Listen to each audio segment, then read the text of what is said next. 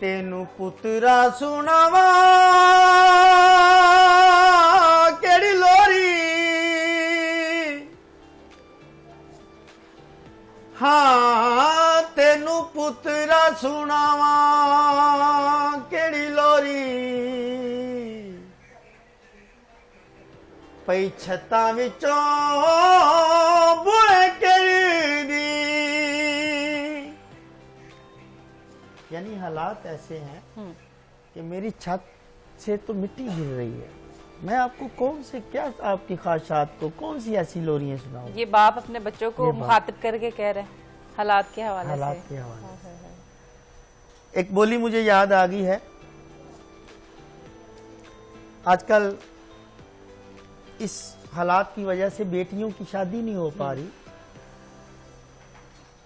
तो एस.एम. सादिक साहब हैं, बहुत बड़े शायर हैं। इंडिया पाकिस्तान में उनके लिखे गीत फिल्मों में गाए जाते हैं। उनकी एक बोली है,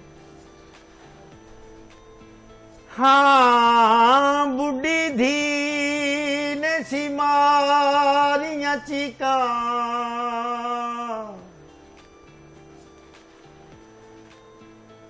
सजना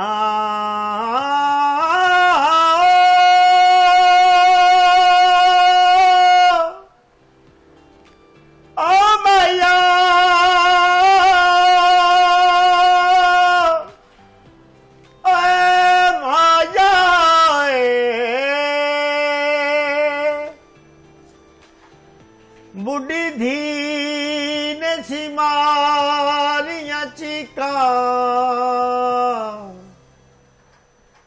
ए गली च